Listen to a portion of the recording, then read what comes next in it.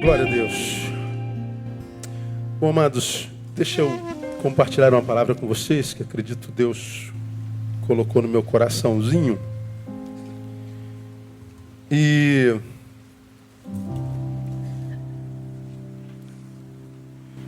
tem a ver com esse primeiro trimestre de 2013. Esse trimestre primeiro de 2013 tem sido um trimestre sinistro para o que a gente conhece milenarmente como cristianismo.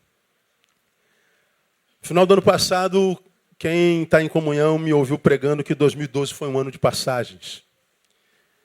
E 2012, na minha concepção, estabeleceu a falência do institucionalismo, seja de que ordem for. Iniciamos o que o esoterismo chama de era de aquário. Aquele homem com um cântaro, eu falei que Jesus manda que os discípulos procurem na rua um homem com um cântaro, e o homem não carregava cântaro naquele período, como até hoje não carrega. Carregar cântaro era uma prerrogativa feminina. Jesus diz: ide, vocês encontrarão um homem carregando um cântaro. E eles encontraram um homem carregando um cântaro, e o homem carregando um cântaro simboliza um tempo de inversão, um tempo de distorção. Fizemos uma análise de 2012 e da primeira década desse milênio, e nós falamos, na minha concepção, 2012 vinha como um portal de passagem. As previsões de Nostradamus que promulgavam o fim do mundo, para mim não falharam. O mundo acabou. Não geograficamente, não sociologicamente enquanto tal, mas eu acho que 2012 veio estabelecer a falência da moralidade, a falência de esperança na vida de muita gente, a falência da credibilidade em coisas, instituições outrora inquestionáveis. Alguma coisa acabou na humanidade porque essa coisa ou essas coisas acabaram na humanidade. A humanidade vem se transformando no que vem se transformando nesses últimos anos e que nos deixa perplexos. 2013 falei em vários sermões, quem não tem memória, pegue-os e ouça de novo. Inaugura um tempo em que há falência institucional e, portanto, inaugura uma época de individualismo crônico. Falei que, na minha concepção, à luz do que nós analisamos na Bíblia, 2013 inauguraria uma época de uma existência voltada para si, portanto, em si mesmada, que vê o outro como, em época alguma, como alguma coisa a ser usada, não mais a ser amada, que vê o outro por causa da visão coisificada como algo descartável. Quando vemos uma pessoa como coisa, tiramos dessa pessoa coisa o seu valor intrínseco. Então, uma marca seria a indiferença. Então, nós veríamos, como já temos visto ao longo desses últimos anos, mas de uma forma mais exacerbada, essa relação coisificada de um ser humano como outro ser humano, mas sem que haja consideração de amor, de afeto, de respeito, de mais nada. E a gente vê coisas como estão acontecendo e que vão abalando a sociedade, como esse garoto de 11 anos que foi morto, torturado por um casal. Arrancaram as unhas do menino de 11 anos. Bateram prego nas suas mãos. Arrancaram-lhe os olhos. Uma criança de 11 anos. E havia uma mulher é aquela que carrega um útero, que traz à vida meninos como aquele. Bom, mas eu não vou falar das consequências sociais. Vamos voltar para dentro de casa, vamos voltar para aquilo que a gente conhece como cristianismo. Vamos analisar nesse trimestre, irmãos, alguns fatos acontecidos na sociedade para as quais o tempo inteiro pessoas ficam dizendo: pô, pastor, só tem que dizer alguma coisa, só tem que escrever alguma coisa, só tem que se pronunciar. Cara, não adianta, irmão. Eu não sou desses de ficar escrevendo o tempo inteiro para falar o que todo mundo já falou sobre o que está acontecendo o tempo inteiro. Só para que alguém diga: pastor Neil falou. Alguém me mandou um e-mail essa semana e com um dizer interessante. Nem sempre quem cala consente. Talvez seja indisposição de discutir mediocridades. Acho que eu caio nisso. Porque o que é está aí. Então um diz uma coisa, outro diz outra coisa, outro diz outra coisa, diz outra coisa. Porque todo mundo está dizendo alguma coisa e às vezes não tem nada a ver com a coisa. A pessoa tem que escrever. Eu não escrevo. E pronuncio quando eu acho que tem que pronunciar, aonde eu tenho que me pronunciar. E eu acho que as mídias sociais não são um caminho para isso. Então me permitam ser quem eu sou, como eu sou, e agir de acordo com a minha consciência. Agora, não pensem que eu estou alienado, que eu não acompanho. Eu sou um estudante do meu tempo, da minha geração. Estou ligado, estou antenado, sei onde falar, quando falar, com quem falar. Sei quando dar minha contribuição, minha participação. Eu só não jogo conversa fora.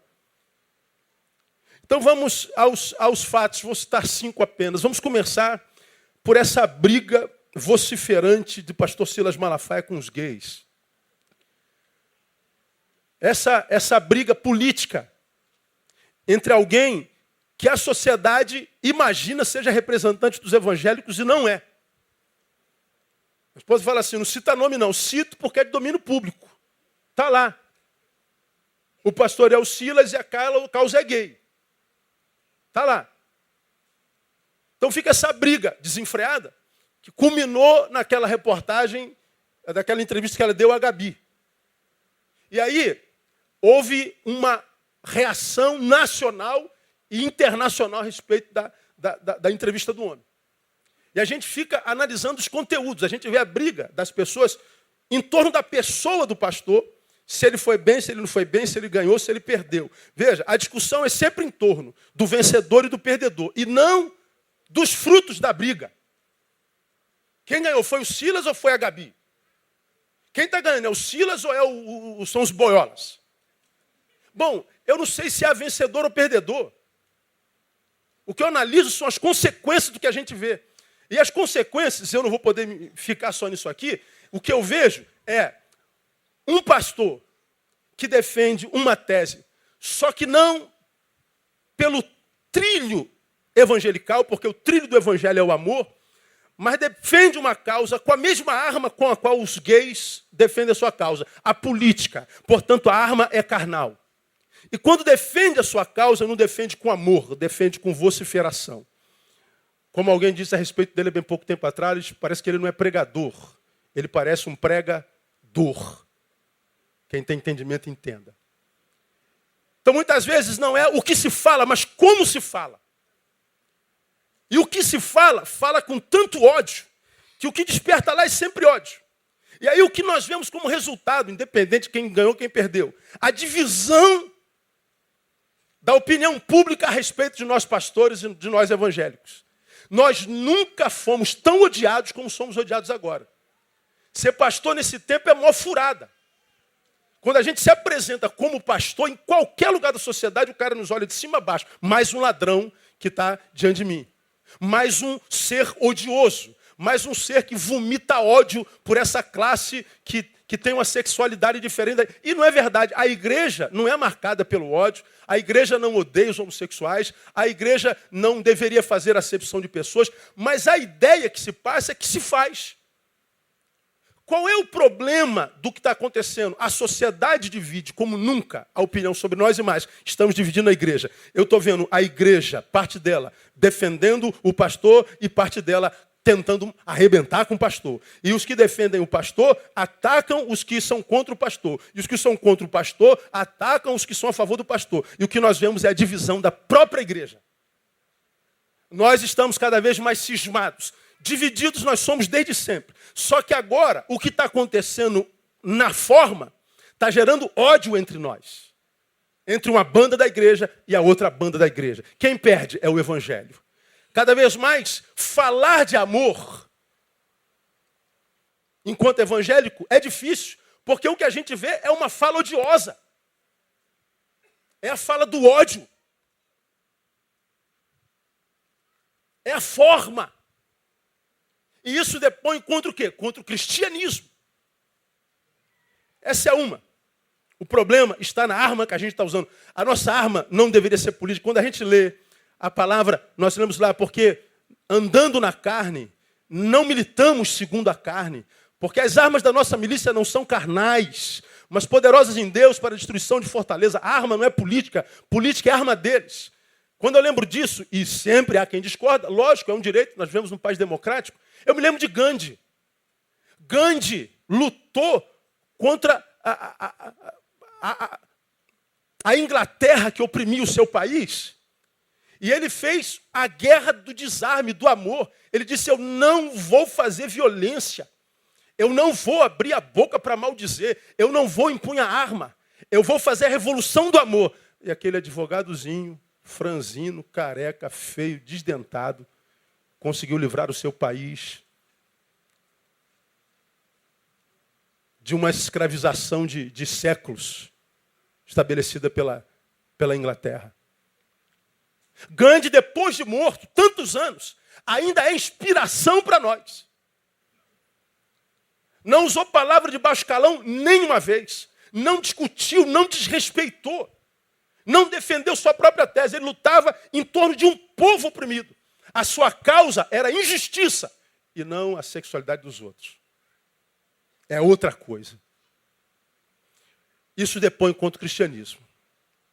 Aí, no mesmo trimestre, vem a reportagem da Forbes, que revela para o mundo os pastores mais ricos do Brasil. Aí está lá, o Macedo com 950 milhões em conta. Vai lá o Valdemiro, 220 milhões. Vai lá o Malafaia de novo, 150 milhões. Lá vai o R.R. Soares com 125 milhões e o Estevão Hernandes, da Bispa Sônia, 65 milhões. E a gente vê mais uma vez nós sendo bombardeados. E aí nós voltamos para a entrevista e o homem está lá dizendo que não tem esse dinheiro todo. No programa revela o seu imposto de renda, que mostra que ele tem uma cobertura no Recreio que custa 135 mil reais. Bom, não me interessa a riqueza de quem quer que seja. Ser rico não é pecado. Que Deus possa te abençoar esse ano de 2013 e faça com que você termine esse ano tendo 10 vezes mais do que o que você tem hoje. Quem recebe? Eu recebo em nome de Jesus. Diga assim para quem está falando, tomara que Deus te faça milionário. Diga para ele aí. Oh, meu Deus do céu, aleluia.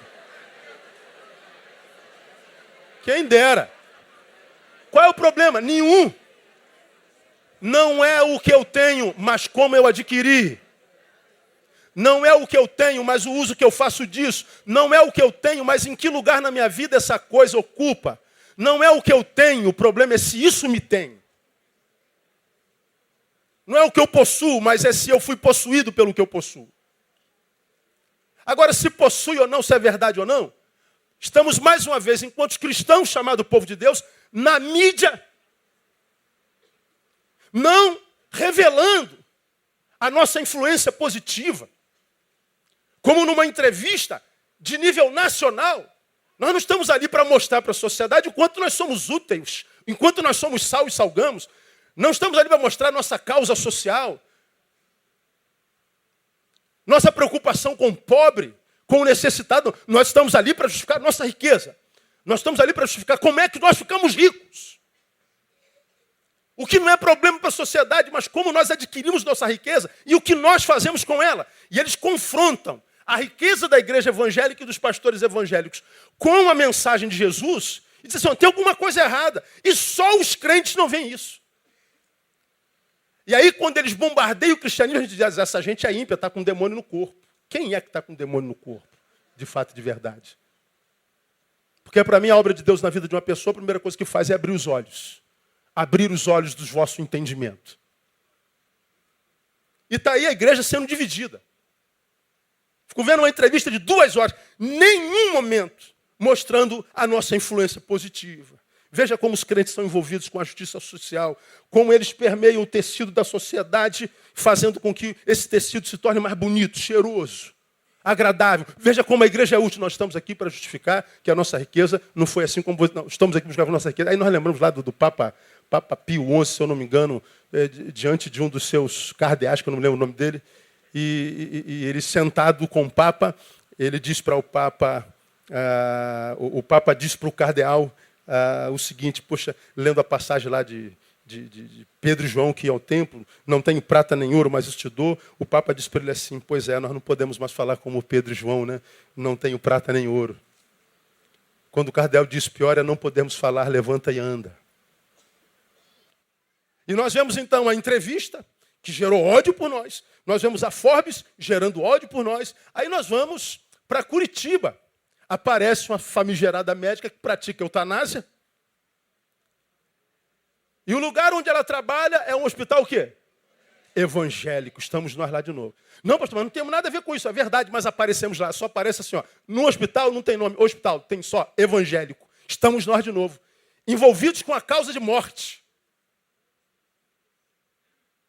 Somos envolvidos com algo que eu vou chamar de anti-evangelho. Porque o evangelho de Jesus é, eu vim para que vocês tenham vida. E lá, no evangélico, estão se matando, como se Deus fossem. Estamos nós envolvidos de novo nesta porcaria. Recentemente, agora o outro pastor, pastor Marcos Feliciano, foi indicado para ser o líder, o relator da Comissão de Direitos Humanos da Câmara dos Deputados do Brasil. E aí houve uma reação nacional contra o cara e mundial. Até a Comissão de Direitos Humanos da ONU se revelou, se manifestou contra a eleição do cara. Aí eu fico pensando, meu Deus, eu sou um homem de Deus, eu sou pastor, e isso deveria ser autenticado, testificado pelo meu testemunho, pela minha obra, porque eu fui alcançado por alguém que disse que amou.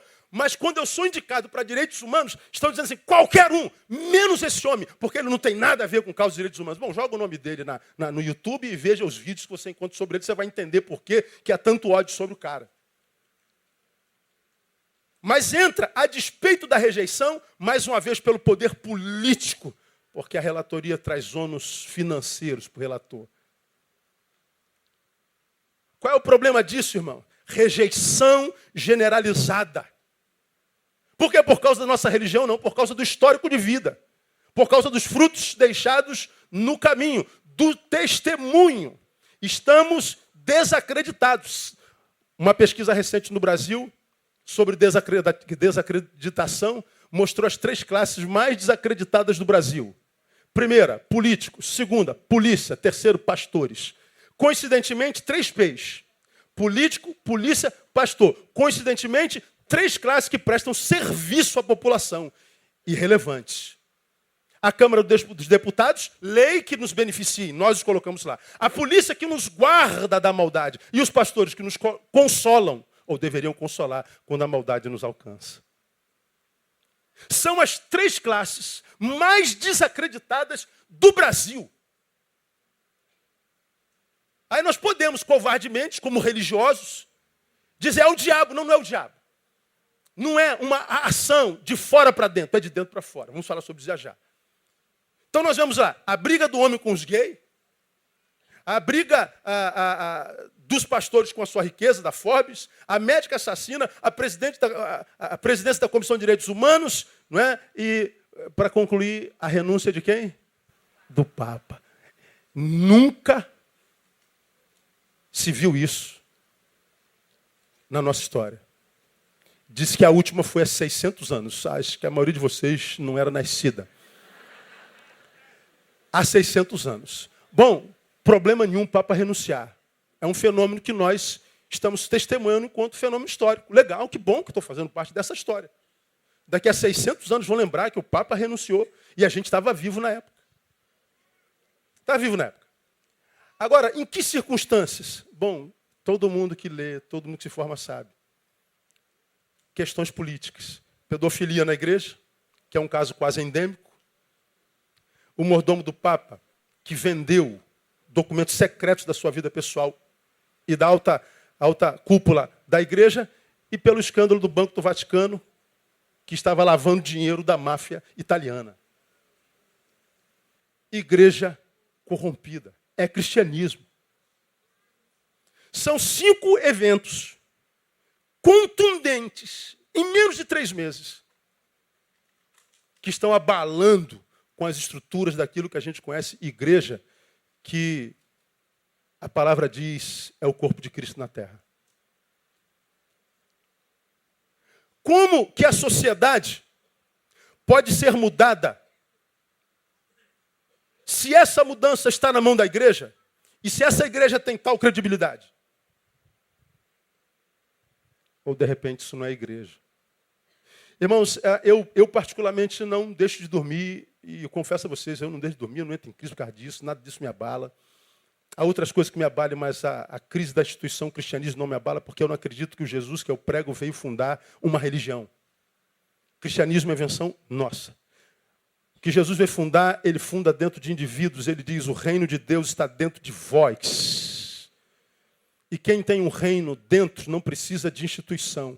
Ele vai frutificar a proporção desse reino que há dentro, e essa proporção de frutificação de reino dentro vai empurrá-lo em direção ao seu próximo, cuja palavra do reino diz, ame. E quando eu amo, como fruto e produto do reino que está dentro de mim, eu estou cumprindo a missão que Jesus sonhou para nós. Não precisamos de templo, não precisamos de microfone, não precisamos de nada disso aqui. Isso aqui fazemos para nós, porque nós temos prazer em adorar o Senhor juntos, de estar juntos. Aqui é uma escola onde nós aprendemos a palavra, onde nós comungamos juntos. Mas se eu não faço parte disso aqui, eu continuo dentro do reino, dependendo da forma como eu vivo os valores do seu evangelho. Então, quando eu vejo a igreja está sendo abalada, problema nenhum, o reino de Deus continua intacto dentro daqueles seres nos quais ele está. Se é que está. Aí, nós vemos essas coisas acontecendo, e além dessas coisas acontecendo, nós vemos outras coisas como essa aqui que eu vou mostrar para vocês. A igreja, bota aí o vídeo, vamos ver se dá para a gente ver.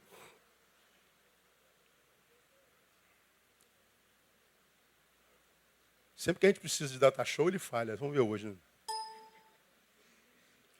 Além disso tudo que depõe contra nós, nós temos que ver isso. Bom, a gente vê, tudo bem. Agora, o ímpio, o incrédulo, ver isso aí, se ele tiver 2 neurônios, se um estiver brigando com o outro, ele não engole. Poxa, nós estamos aqui em um poço porque a Bíblia diz que jogaram o profeta Jeremias no poço. E quando a pessoa está no fundo do poço, não é fácil não. Nós vamos mostrar para você o que acontece quando as pessoas estão no fundo do poço. Talvez você está no fundo do poço, né, meu amigo? Mas segunda-feira, na segunda-feira forte, nós vamos te arrancar deste poço no nome de Jesus. Vamos lá, é pesado, hein?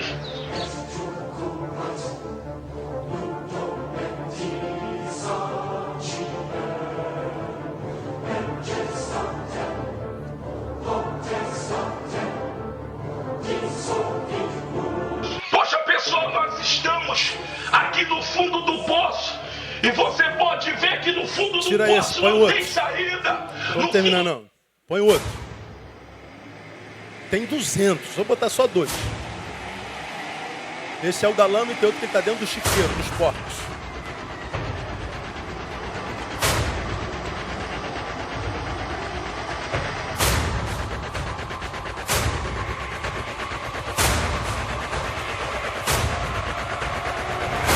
Nós estamos aqui neste momento, neste mangue, neste lamaçal, porque muitas são as pessoas que se encontram nesta condição.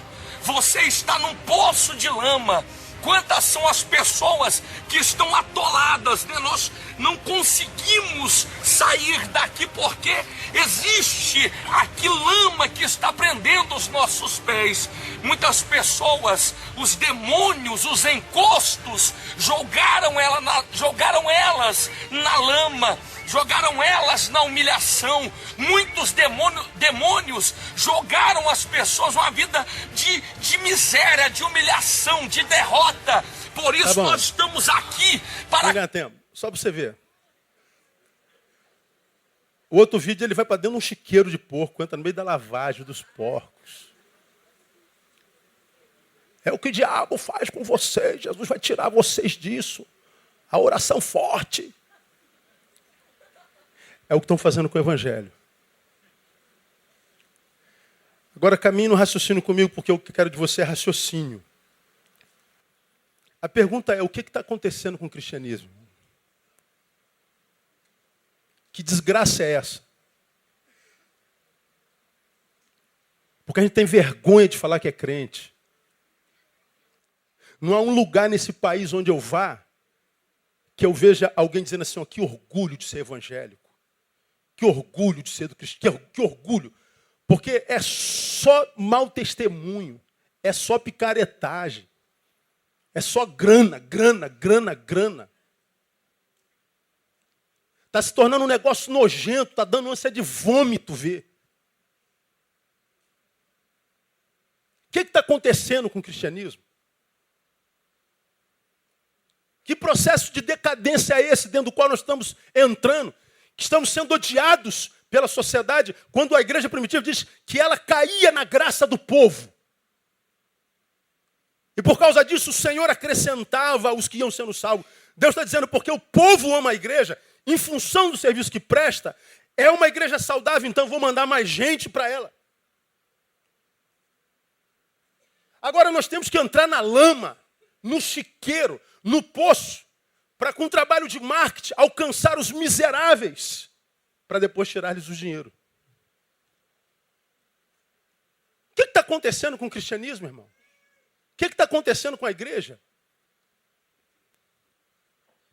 Bom, para mim não sou estranha, porque a Bíblia revela que assim seria, e quem lê a Bíblia sabe disso, e se a Bíblia revela e se a gente lê, a gente não estranha.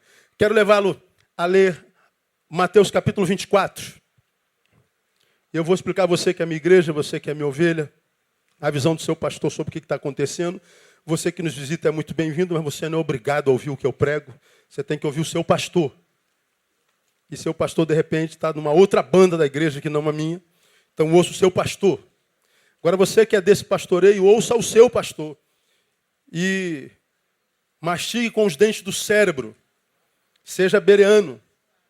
Não engula o que seu pastor diga sem raciocínio, sem reflexão. Quando você lê Mateus capítulo 24, versículo 15, fala do princípio das dores, a revelação do tempo do fim. Há uma palavra, irmãos, que me chama a atenção aí, que vem do versículo 15, 24, 15, quando fala sobre o início da grande tribulação. Olha o que Jesus fala aí. Quando, pois, virdes estar no lugar santo, a abominação da desolação predita pelo profeta Daniel, quem lê entenda. Então os que estiverem na Judéia fujam para os montes, quem estiver no eirado não desça para dar. Aí ele vai dizendo, olhem para cá. Quando, pois, virdes estar no lugar santo, a abominação da desolação. Jesus está dizendo assim, ó, quando a abominação chegar ao que é santo,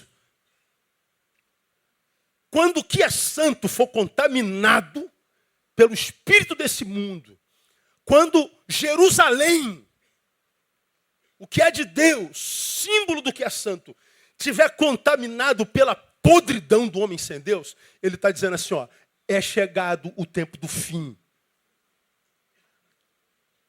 Quando virdes, ele está falando de ver, ele está falando de testemunhar com os olhos. Não é só com relação à mensagem pregada, não.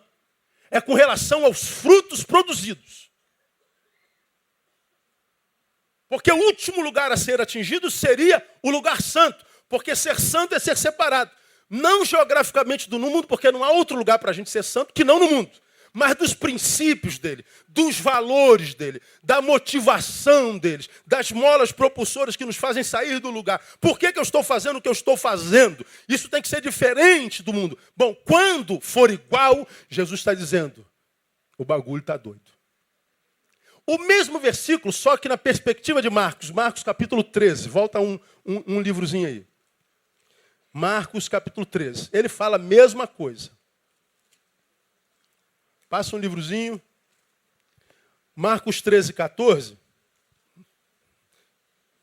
Diz assim, ora, quando vós virdes a abominação da desolação estar onde não deve estar, quem lê entenda, então os que estiverem na Judéia fujam para os montes. Ele começa a falar que o negócio ia ficar feio. Quando a desolação, a abominação estiver no lugar onde não deveria estar, qual o lugar onde essa desgraça toda que a gente vê no mundo não deveria estar?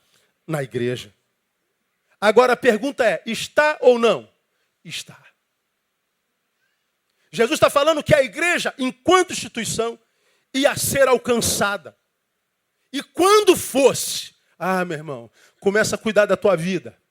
comece a mudar o teu modo de vida. Ele usa a linguagem daquele texto. Então, os que estiverem na Judéia, fujam para os montes. Quem estiver no eirado, não desça, nem entre para tirar alguma coisa da sua casa. Quem estiver no campo, não volte atrás para buscar sua capa. Mas ai das que estiverem grávidas e das que amamentarem naqueles dias. Orai, pois, para que isto não suceda no inverno, porque naqueles dias haverá uma tribulação tal, qual nunca houve desde o princípio da criação que Deus criou, até agora nem jamais haverá. Jesus está dizendo, quando a igreja for assolada pela abominação, ele fala de um tempo de tribulação, e ele vê causada na sociedade, que nós nunca vimos antes.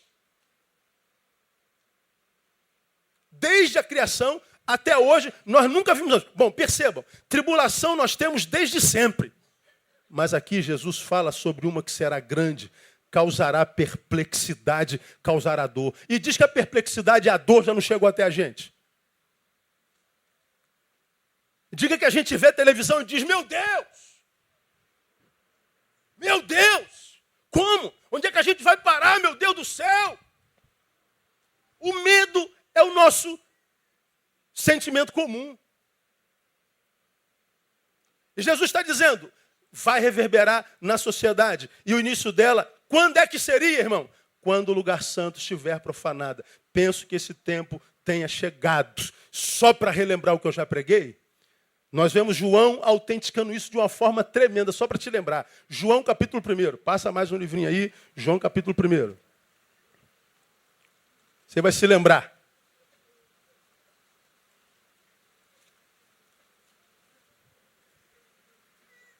Perdão, João 10, versículo 1.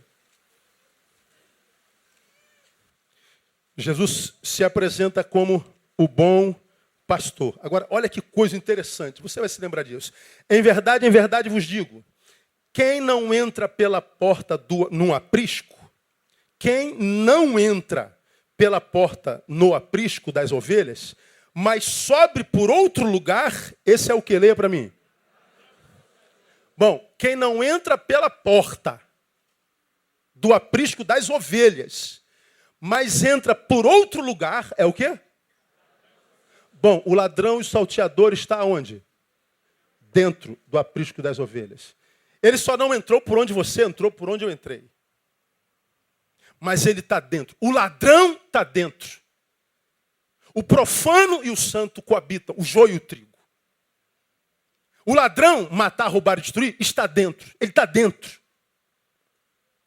E a profanação é promulgada por ele. Aí no versículo seguinte diz, mas o que entra pela porta é o pastor das ovelhas. Ele está dizendo que há pastores e pastores.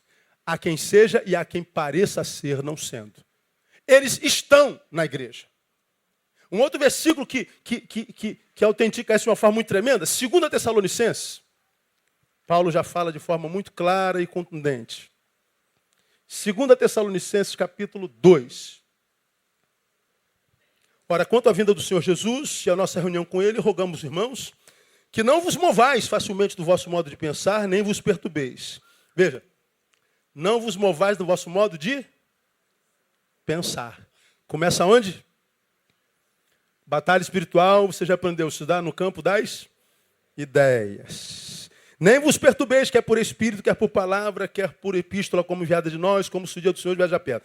Ninguém de modo algum vos engane, porque isto não sucederá, sem que venha primeiro a apostasia, e seja revelado o homem do pecado, o filho da perdição. Olha agora, aquele que se opõe e se levanta contra tudo que se chama Deus ou é objeto de adoração, de sorte que se assenta onde?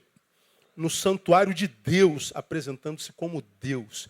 O homem da perdição, o homem do pecado, o filho da perdição, o que se opõe ao que é sagrado, não vem de fora para dentro, vem de dentro para fora.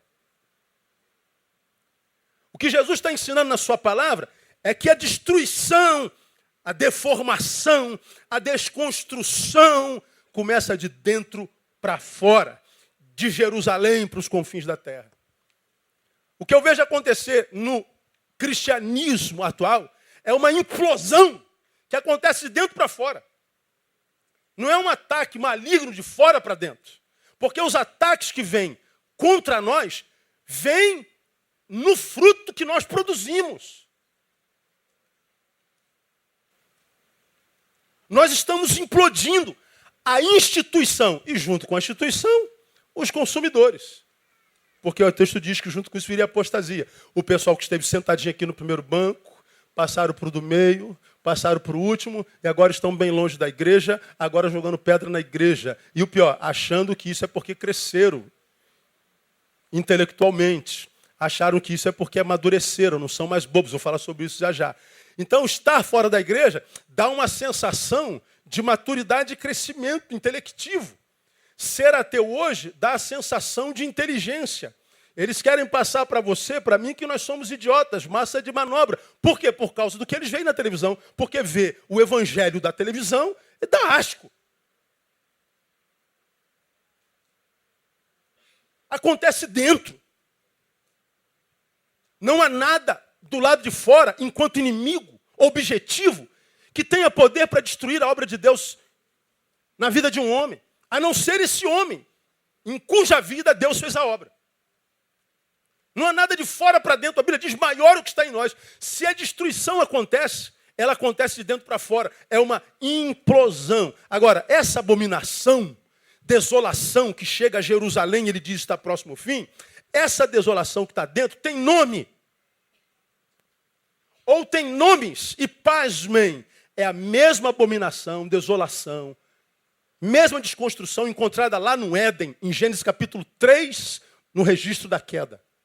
Quem tem entendimento, entenda. Vou mostrar para vocês, voltem a Gênesis capítulo 3. Veja se o futuro que nós estamos vivendo, ou o presente que nos encaminha para o futuro, não é semelhante ao que aconteceu lá no Éden, no capítulo 3. Porque o pecado é matricial, é uma matriz. É igualzinho, só muda a forma, mas a essência é a mesma.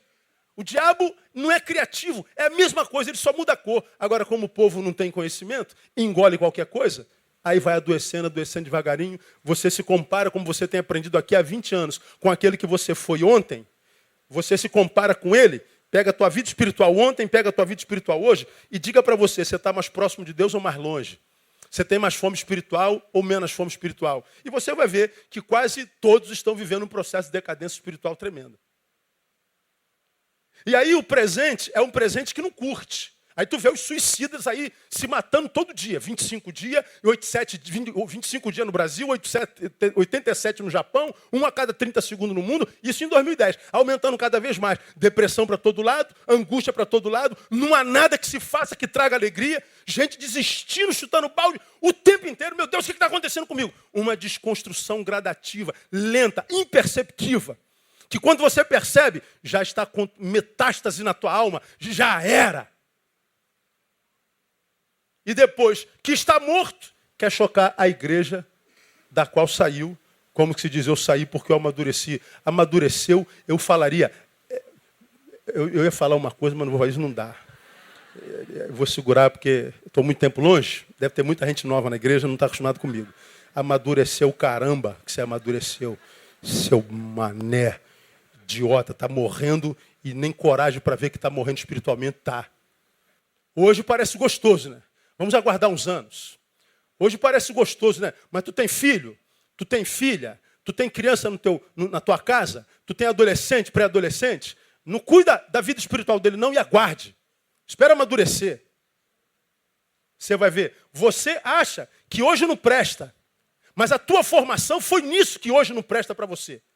E o que você é hoje tem a ver com a base que você recebeu nisso. Agora, teus filhos não vão ter a base que você teve. Aguarde quando tiver a sua idade ou um pouquinho menos.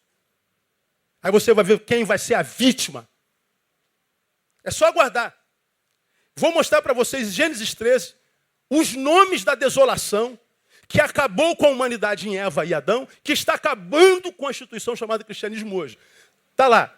Gênesis capítulo 3. Ora, a serpente era o mais astuto de todos os animais do campo que o Senhor Deus tinha feito.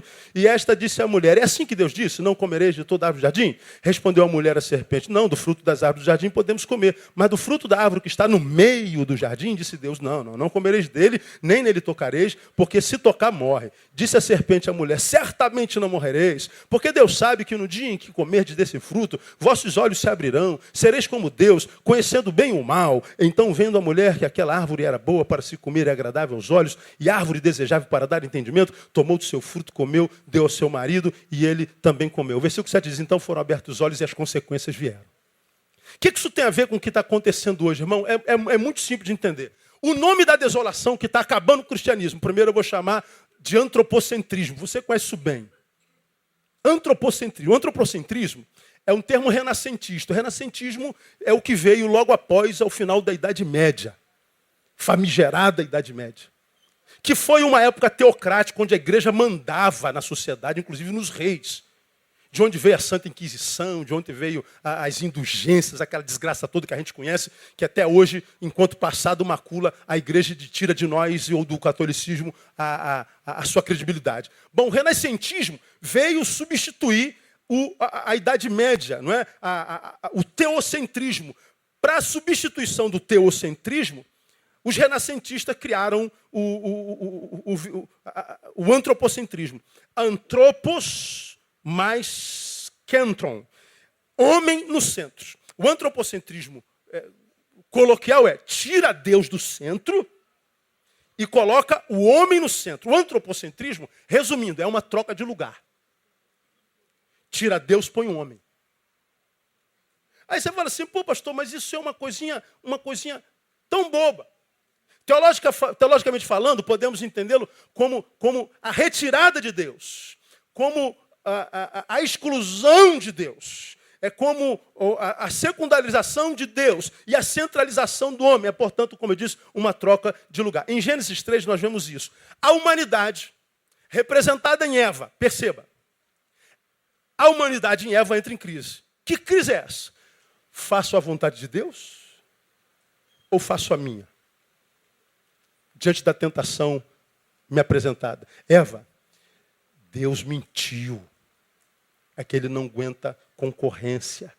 E ele sabe que se você comer daquela árvore, olha que coisa interessante, que está aonde? Quem prestou atenção no texto? Aonde? No centro. Cara, pensa. Se você fosse Deus, criasse um jardim, primeiro, eu não colocaria essa árvore lá. Mas por que Deus colocou, pastor? Pô, pergunta a ele, cara.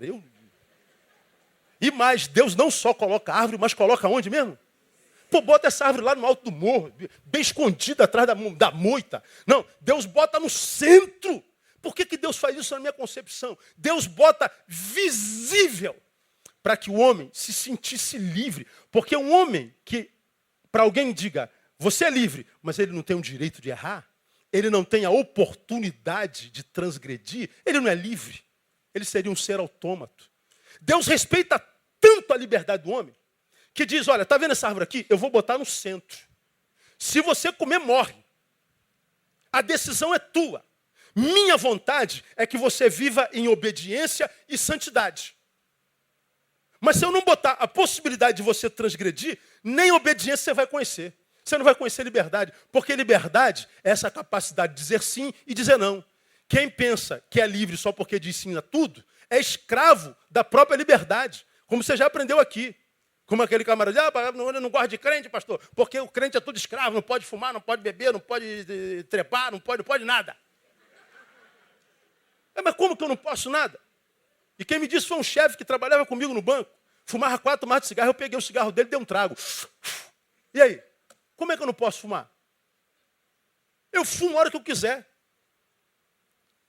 Agora, para você de fumar. Pô, tu sabe que eu fumo desde garoto. Então quem é escravo? Eu que não fumo ou você que fuma? Livre não é quem faz o que quer, é quem não faz o que não quer. Portanto, Eva, a humanidade, nós fomos criados livres. Está aqui a árvore, ó. Não coma, mas você é livre para comer.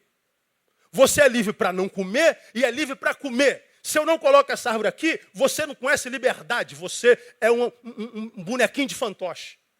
E Deus coloca no centro para dizer, você é verdadeiramente livre.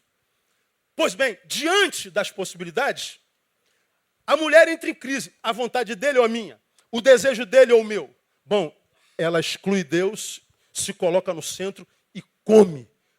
Porque dentro dela havia o desejo de ser como ele. Isso é antropocentrismo.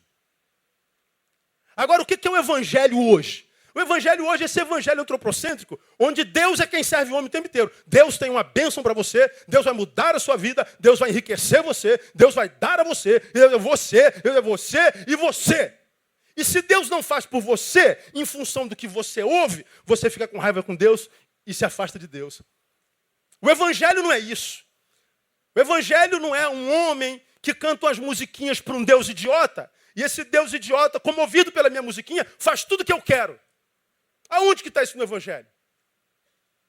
O evangelho é o poder de Deus para a salvação de todo aquele que crê. É o poder de Deus. Poder de Deus em mim para me capacitar, não para me dar bem, mas para eu suportar quando o bem não me alcançar. Não é uma capacitação que me joga dentro de uma bolha antidor, mas uma capacitação que me é dada por Deus, uma vez que a dor é inevitável porque a humanidade pecou. É uma capacitação para me manter vivo, mesmo sendo pecador, portanto, merecedor da morte, porque a Bíblia diz que o salário do pecado é o quê? É a morte. Você é pecador e está vivo. Por quê? Por causa do poder do amor de Deus e do Evangelho. Agora, a despeito de estar vivo, a gente quer que Deus seja nosso empregado. Aí você liga a porcaria da televisão, está lá o cara só fala em milagre. Milagre, milagre, milagre. O que Deus fez em você? O que Deus fez em você? O que Deus fez em você? O que Deus fez em você? Ah, pastor, eu estava com a minha unha assim. Mas pastor, milagre, claro, o nome de Jesus é poderoso até na boca da mula. Agora, por evangelho, não é o que Deus fez por nós, é o que nós fazemos como resposta a esse amor ao próximo. O evangelho não forma deusezinhos, forma servos. E quando os servos internalizam o evangelho, eles saem para servir a sua cidade e a cidade muda por causa do serviço de amor que prestamos a ela como retribuição ao amor desse Deus por nós. Isso é evangelho. Mas o evangelho do Brasil é essa idiotice de um bando de gente querendo se dar bem. Quer ficar rico e acredita no pastor safado que vai ficar rico dando dinheiro para a igreja. Quer ficar rico, vai estudar, o seu vagabundo. Acorda cedo. Vai fazer um pré-vestibular, vai fazer um vestibular, faz pós-graduação. Anda com gente certa, beija menos da boca, dorme mais tarde, acorda mais cedo. E Deus vai abençoar o futuro do teu trabalho. Agora não, é mais fácil acreditar no safado do pastor. Que Deus vai fazer um milagre. Você já aprendeu aqui? Por que a gente gosta de milagre? Porque milagre não precisa de trabalho, de esforço. Ele faz tudo por nós. Eu estou falando que eu não acredito em milagre? É isso que eu estou falando? Não. Eu estou falando que Deus não é poderoso para prosperar a nossa vida? É isso que eu estou falando? Não. Agora, tem muita gente que quer colher o que não plantou. Aí a gente tem que lidar com uma geração, pastorear uma geração de parasita, que está numa merda danada e merece estar lá, e fica reclamando que Deus não abençoa. E da onde vem essa reclamação? Do antropocentrismo. É exatamente o que vemos hoje. O evangelho existe para realizar o homem e não para capacitá-lo a fazer a vontade de Deus. Vivemos o que eu chamo hoje de novo ateísmo. Já preguei sobre isso aqui. O novo ateísmo é diferente do velho. O velho era o seguinte: Deus não existe. E o novo? Deus existe, mas é inofensivo. Portanto, eu faço o que eu quiser com o nome dele, com a obra dele, com o dinheiro dele, porque é um Deus panaca. Esse é o novo ateísmo. A igreja evangélica é uma igreja ateísta. Isso vai dar pano para manga. Agora, o que é mais grave? Se o antropocentrismo é tirar Deus para botar o homem, o Evangelho de Jesus diz: se alguém quer vir após mim, faça o quê? Negue-se, tira o homem daí. O antropocentrismo coloca o homem, e o Evangelho tira o homem daí, coloca Deus. Para falar como Paulo: vivo não mais eu, mas Cristo vive em mim. Isso é Evangelho. Agora não, a gente se dá bem o tempo inteiro. É o antropocentrismo. O outro nome que está lá no Éden, que está acontecendo agora no cristianismo, eu vou chamar de narcisismo. Todos nós conhecemos esses verbetes. Narcisismo vem de Narciso, da mitologia grega. Um moleque que era desejado desesperadamente por uma ninfa chamada Eco, e ele não queria, ele não valorizou o amor da ninfa. E aí ele foi amaldiçoado por um amor por si mesmo exacerbado. Ele viu a sua imagem reproduzida no lago e ele se apaixonou por si mesmo. Ficou de tal forma apaixonado por si que excluiu completamente qualquer outro ser que não se chamava eu. Então, quando ele se apaixonou por si, ele percebeu que o si pelo qual ele se apaixonou não poderia retribuir necessidades prementes do seu ser. Então ele se afoga no mar, no lago, em busca de si mesmo. É o egoísmo extremo. É o egoísmo exacerbado. Nós vivemos esse narcisismo de uma forma assim, muito clara. É o desejo desenfreado pela beleza pessoal. É o desejo desenfreado não só pela beleza, mas do reconhecimento público dessa beleza. Eu não quero só ser bonito, eu quero que você veja o quanto eu sou bonito e me babe. Veja quem sou eu. Olha como eu sou lindo, abençoado, inteligente, tremendo, maravilhoso. Nós chegamos às raias do transtorno de personalidade narcisista. É uma doença psiquiátrica. Eu só me realizo percebendo que você me baba, que você me reconhece, que você me glorifica. É uma coisa terrível, essa necessidade de exposição. Bom, o arquétipo disso é o Facebook. Aquilo no que vocês todos são viciados. Essa exposição inexplicável. Tu vai para o Facebook e tem nego fazendo ensaio sensual. Tem nego pelado. O membro da igreja vai para o baile das mulheres no carnaval, bota uma tanguinha enfiada no lugar, com um copo de cachaça e se mostra. Eu falei, é troco de quê? Por que essa exposição? De onde vem essa necessidade que você tem de ser visto? O tempo inteiro. Está comendo, tem que mostrar a comida. Está no banheiro, tem que mostrar o vaso. Está na praia, tem que mostrar a praia. Tem que mostrar. Da onde vem isso? Da onde vem essa necessidade de exposição? Por que Big Brother faz tanto sucesso? E lembramos que é sempre no campo da imagem. No Facebook não tem ninguém triste. No Facebook todos estão realizados e felizes. No Facebook mostramos só a melhor parte. Estou falando que tem que sair do Facebook? Não. Desde que o Facebook não nos tire do face to face. Do relacionamento. Agora essa porcaria vicia e te impede de passar tempo com os outros. É um grande ícone do narcisismo, da exibição. É um grande meio de comunicação, mas nunca deveria ser de relacionamento. É uma ferramenta de trabalho maravilhosa, nunca antes vista, mas que tem desconstruído a interioridade de muita gente. Porque você sabe, você coloca lá, você tica um comentário, aí aparece 10 discordando de você, aí você vai lá, falaram mal de você. Você perde uma semana com raiva daquela pessoa que falou mal de você. Se não tivesse entrado, eu não saberia que falaram mal de você. Viveria uma semana bem. Aí na outra semana a mesma coisa. E a gente vê casamentos acabando por causa do Facebook, amizades acabando por causa do Facebook, relações humanas sendo desconstruídas por causa da imagem. Narcisismo. Somos uma igreja narcisista que precisa o tempo inteiro de ser reconhecida. O narcisismo é anti-evangélico, é anti-reino, é anti-missão, porque faz com que trabalhemos para o Senhor. Olha, trabalhemos para o Senhor, mas para que sejamos admirados, aplaudidos, reconhecidos e não simplesmente por amor a Ele. Eu continuo até fazendo a obra do Senhor, mas se ninguém me elogiar, se não me promoverem, se não me derem a honra devida, se não me reconhecerem, eu largo essa porcaria inteira, vou embora, vou para outra igreja. Vai acontecer a mesma coisa na outra igreja. Aí nós vemos pastores traindo pastores, subalternos traindo os líderes, o tempo inteiro em busca de reconhecimento, querendo o lugar dele, querendo ser como ele. E a gente vê essa implosão de trairagem, de mau caratismo, de abuso de poder acontecendo na igreja. E a gente diz, é o diabo que está furioso. Não, ele não precisa ficar furioso com a gente, que a gente se basta. Narcisismo. O terceiro é o hedonismo. Tendência humana que nos leva a crer que existimos para a nossa própria realização. Para que você existe? Para me realizar. Para que você existe? Para ser feliz. Pois é. A gente só quer ser feliz, feliz, feliz, feliz. Eu quero ser feliz, quero ser feliz. Eu quero ser feliz, eu quero ser feliz. Ah, mas eu quero ser feliz. Quem não quer ser? Todo mundo quer ser feliz. Agora, ninguém é feliz ignorando a tristeza do outro. Ninguém é feliz vivendo para si mesmo. Ninguém é feliz vivendo em torno do seu umbigo, criando o seu gueto existencial. É lá no Éden. E ele disse, não é bom que o homem esteja só. Por que eu não posso estar só? Porque quando esse camarada, essa mulher, essa pessoa, esse cachorro, seja lá o que for, está comigo, nele eu tenho oportunidade de desenvolver serviço. Me sinto útil.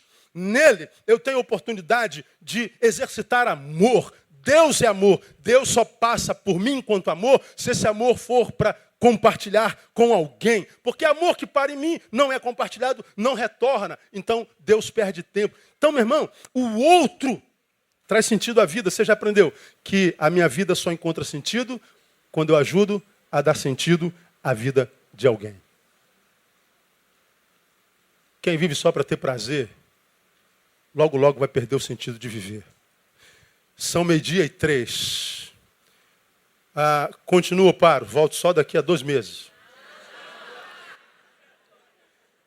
Se quiser levantar, você levanta, você está à vontade. Deus abençoe você. Eu não faria isso. Então, em nome do prazer, da nossa felicidade, porque a vida é curta. A gente tem que aproveitar a vida, gente. Nós temos que ser felizes.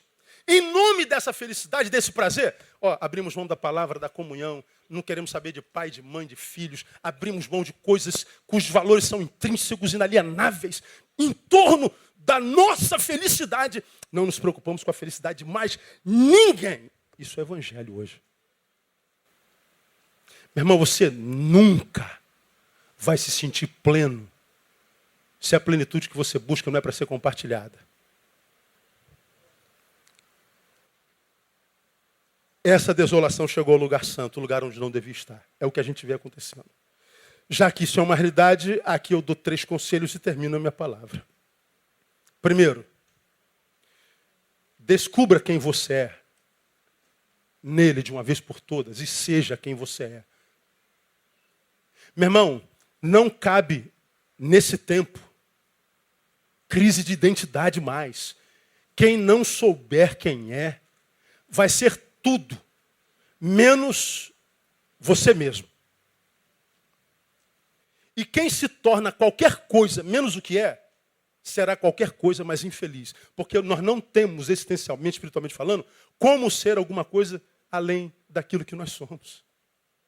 Eu não tenho como ser Neil. O Rogério e o Bronson, os palhaços, eram assim, Neil, só existe um. É verdade. Não adianta tentar querer ser igual a mim. Eu não adianta tentar querer ser igual a você. Eu queria cantar igual a ele, eu queria pregar igual a ele, eu queria jogar igual a ele, eu queria... Não, esquece ele. Se a ideia é a identidade, descubra quem você é.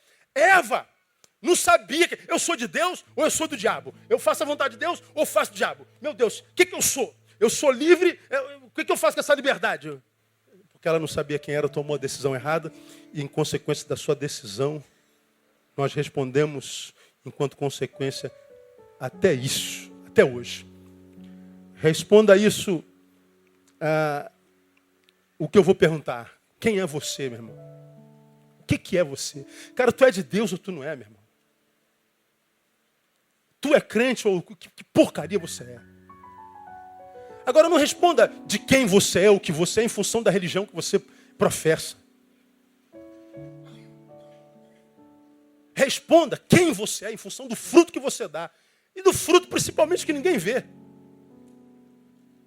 Porque viver na igreja, cara, como se fosse de Deus, mas desenvolvendo os valores do mundo como se não conhecesse a Deus, é viver uma dicotomia, é viver uma despersonalidade.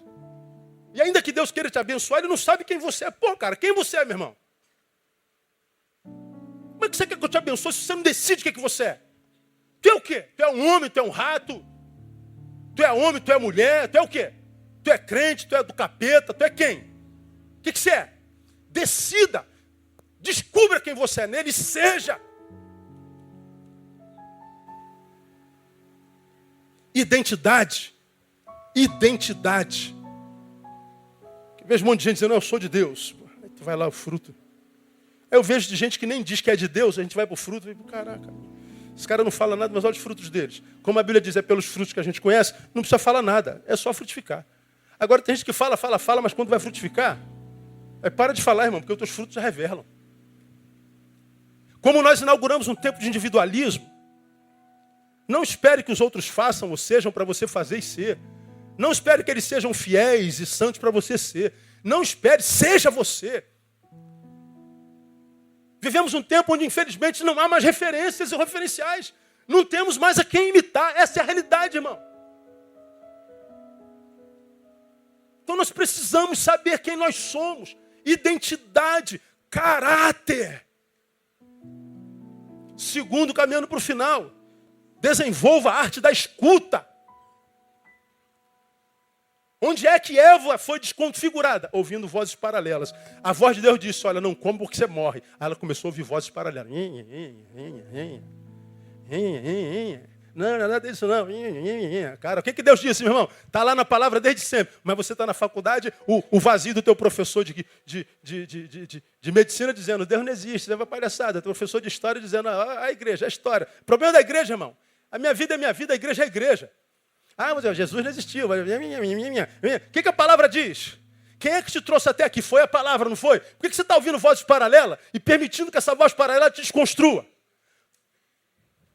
Porque não desenvolveu a arte da escuta. Escutar é mais do que perceber sons. Escutar é discernir o dito. Reter o que é bom e apartar do que é mal. Deixa de ser esponja, absorvendo tudo. E acreditando em tudo que vê. Aí daqui a pouco aquilo que você amava passa a ser aquilo que você odiava. Porque ouviu vozezinhas paralelas.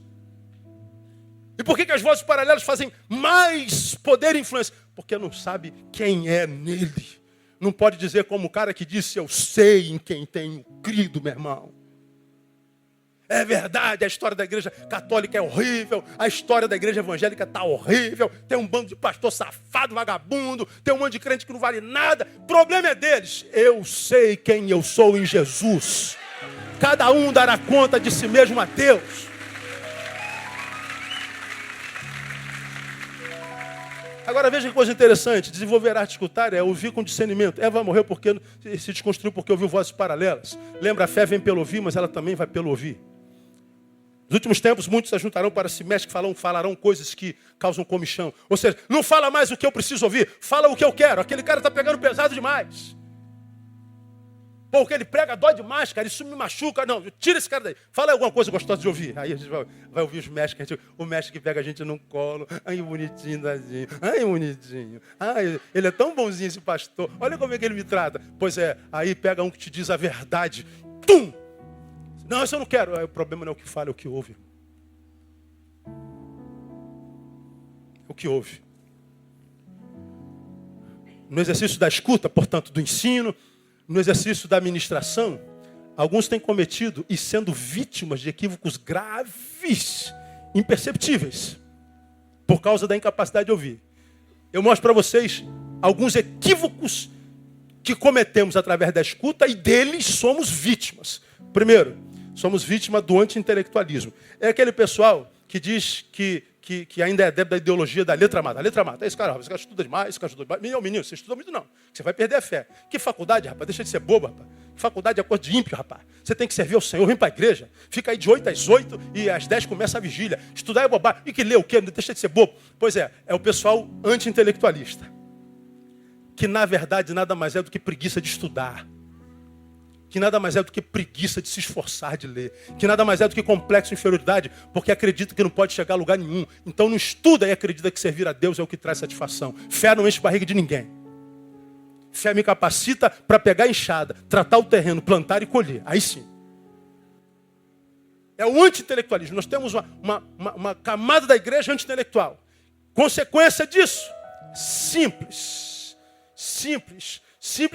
Viram massa de manobra, currais eleitorais, viram cavalos. Cavalo é um termo usado na outra religião. Cavalo é aquele que recebe o Espírito e é usado por ele. Na igreja tem cavalos. Gente que é massa de manobra. porque não tem cérebro. O que tem mais sabedoria vai manipulando e vai arrancando, abusando, deteriorando, destruindo. Anti-intelectualismo. Mas há um outro dano da escuta, que é o pseudo-intelectualismo. Esse aqui hoje é o mais comum. O pseudo-intelectualismo, ele tem duas vítimas prediletas.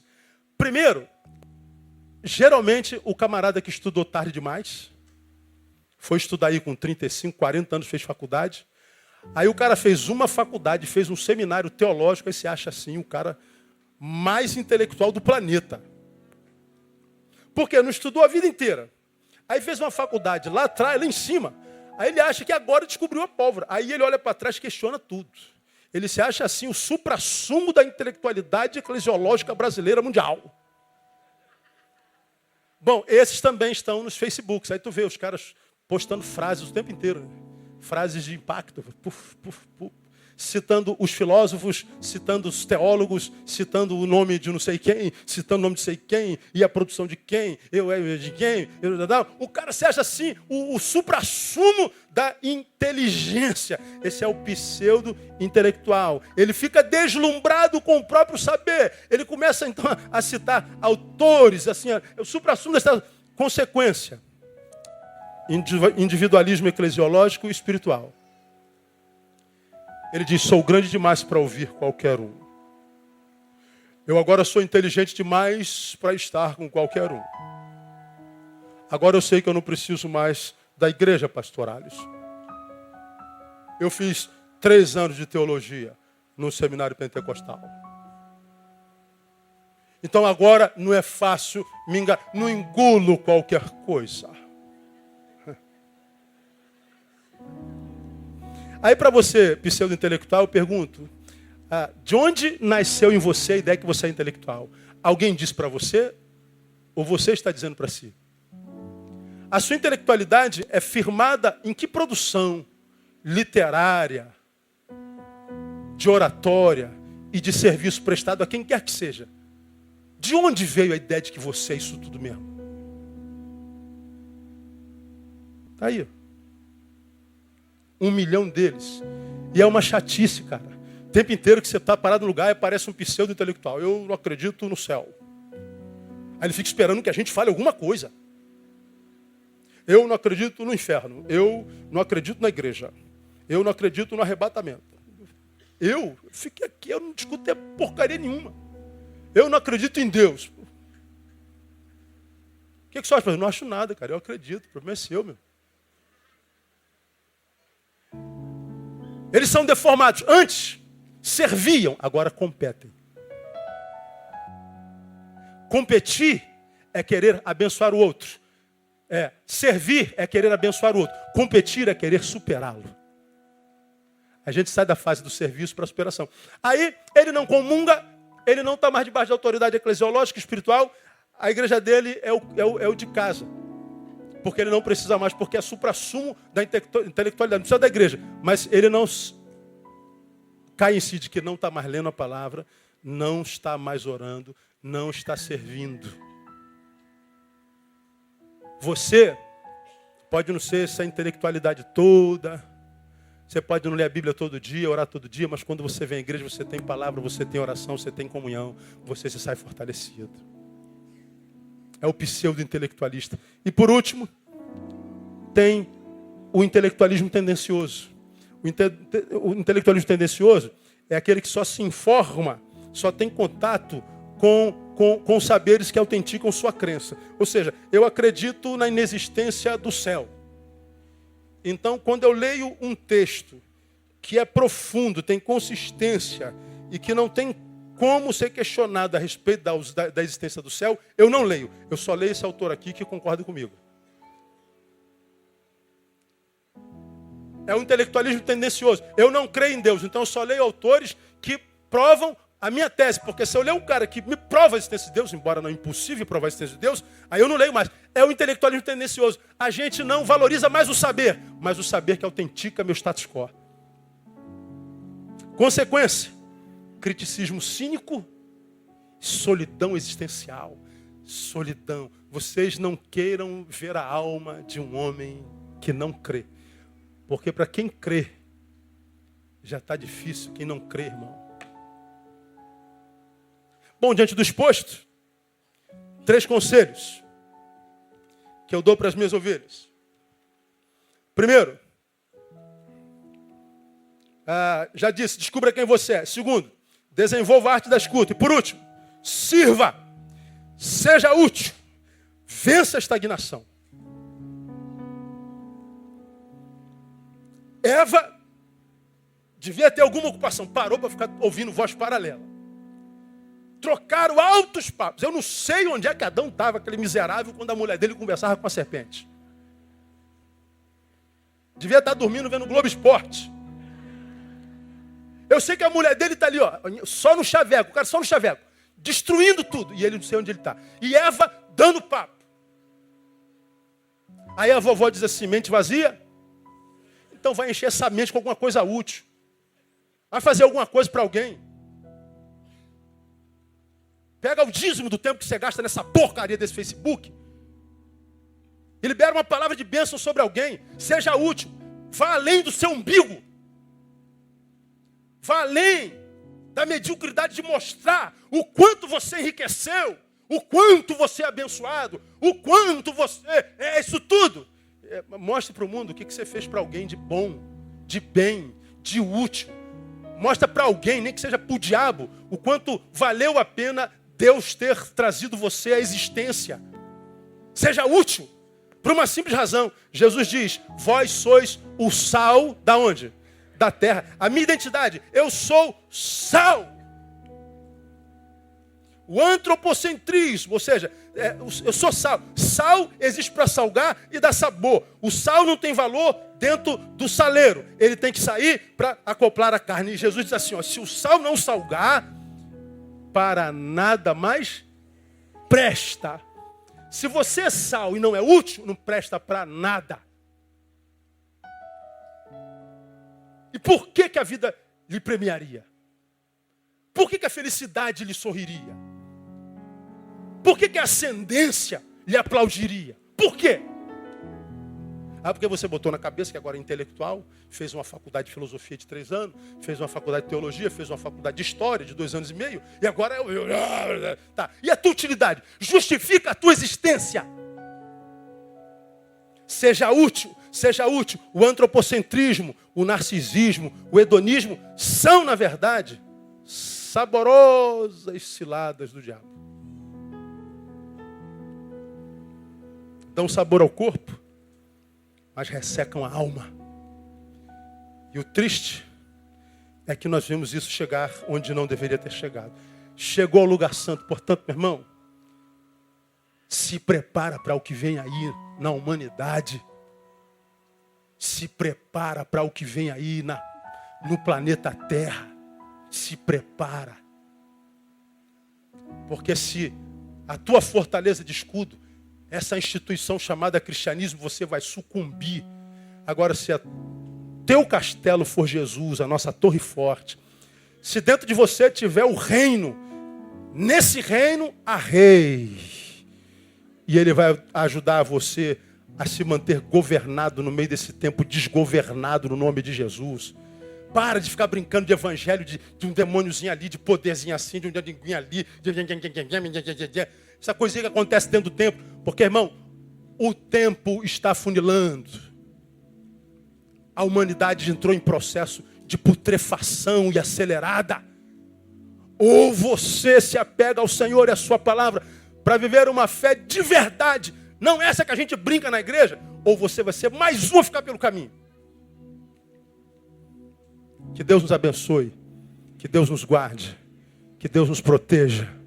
Que Deus nos dê sabedoria. Porque a despeito dessas informações, nós temos uma certeza. Nós temos o selo do Espírito Santo. E ele diz, meu filho, vá em paz. Porque quando você acordar, aquele dia, enquanto o script já estará pronto, e será um dia para você se alegrar e se regozijar, a despeito da tristeza contida nele. Meu filho, viveu em paz a despeito das guerras vivi. Então durma em paz. Porque você vai poder falar como Davi. Eu me deito e durmo, acordo, porque o Senhor me sustém. Lembra que eu preguei sobre isso aqui? Por que Deus tem que me guardar enquanto eu durmo? Eu me deito e durmo e só acordo porque Ele me guarda. Me protege. Me protege que é no sono, porque Deus sabe que até enquanto a gente dorme, o mundo espiritual trabalha. Mas Ele está dizendo, meu filho precisa dormir, senão quando ele acordar, ele não tem vida de qualidade. Eu vou proteger até teu sono, meu filho. Enquanto você dorme, eu trabalho. Enquanto você dorme, eu te guardo. Enquanto você descansa para o dia difícil que vai ter amanhã, mas que já está decretada a vitória, eu estou te guardando. Então, meu filho, vai em paz, porque é isso que eu estou convosco, todos os dias, até a consumação dos séculos. Quem tem ouvido, ouça. Quem tem entendimento, entenda. Aleluia.